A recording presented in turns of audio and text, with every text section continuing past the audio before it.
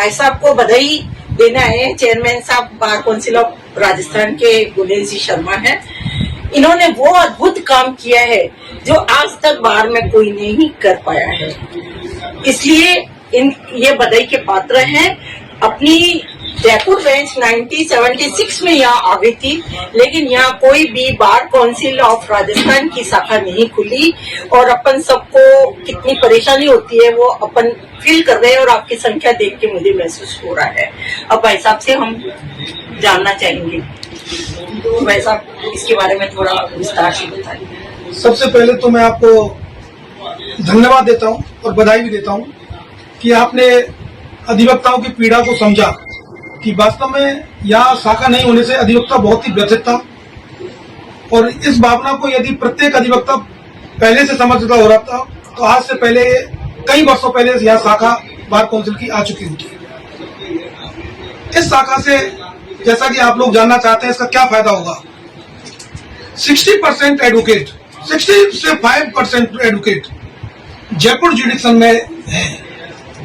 करीब 70 से 80 हजार एडवोकेट जयपुर के जो टेरिटरी क्षेत्र पड़ता है जिसमें 17 से 18 जिले हैं, उन लोगों के लिए बड़ी भारी तकलीफ करनी पड़ती थी। धौलपुर का एक व्यक्ति, धौलपुर का एक अधिवक्ता ऐसी कोई डीसी के लिए या कोई फॉर्म कंप्लीट के लिए या रिन्यूअल के लिए उसको जोधपुर जाना पड़ता था। अलवर में भिवाड़ी से जोधपुर जाता है, झुंझुनू का व्यक्ति जोधपुर जाता है, रामगंज मंडी कोटा का व्यक्ति जोधपुर जाता है। एक तरफ तो हम कहते हैं कि सुलभ और सस्ता न्याय है।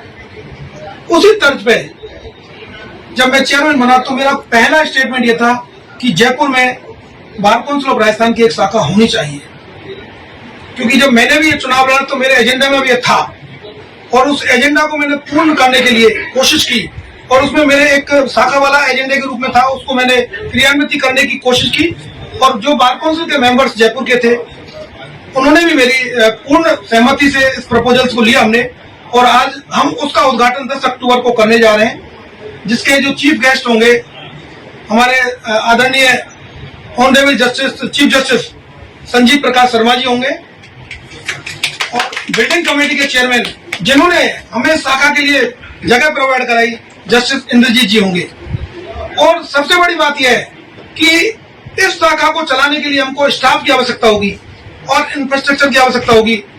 उसको देने के लिए बार काउंसिल ऑफ इंडिया से हमने परमिशन ली, और ऐसे हमारे मनन कुमार मिश्रा जी उन्होंने कहा कि आप शाखा को अच्छे ढंग से चलाइए और जो भी स्टाफ आपको चाहिए मैं आपको स्टाफ दूंगा, जो भी इंफ्रास्ट्रक्चर होगा वो मैं आपको प्रोवाइड कराऊंगा, और आप इस शाखा को अच्छे ढंग से रन करने की कोशिश करिए।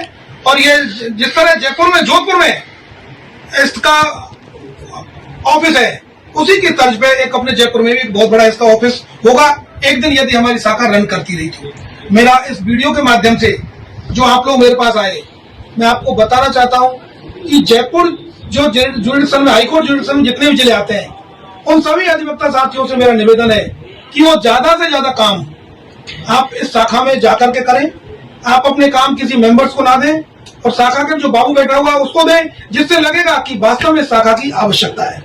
और दूसरा, मैं आपसे रिक्वेस्ट करना चाहता हूं कि 10 अक्टूबर को ये जब इसका फंक्शन होगा शाखा का, इसका उद्घाटन समारोह होगा, उसमें ज्यादा से ज्यादा व्यक्ति 17 जिले से जितने लोग हैं जिनको इसका फायदा मिलने वाला है उन सबको यहाँ आना चाहिए, क्योंकि अब आपको जोधपुर जाने की आवश्यकता नहीं होगी। कुछ समय बाद आपके फॉर्म जमा होंगे, आपके रिन्यूअल होंगे, आपकी वेलफेयर फंड की कमेटी यहाँ बनेगी, आपकी जर्नल हाउस यहाँ होगी, आपके बहुत सारे कार्य आप उनको यहाँ कर पाएंगे।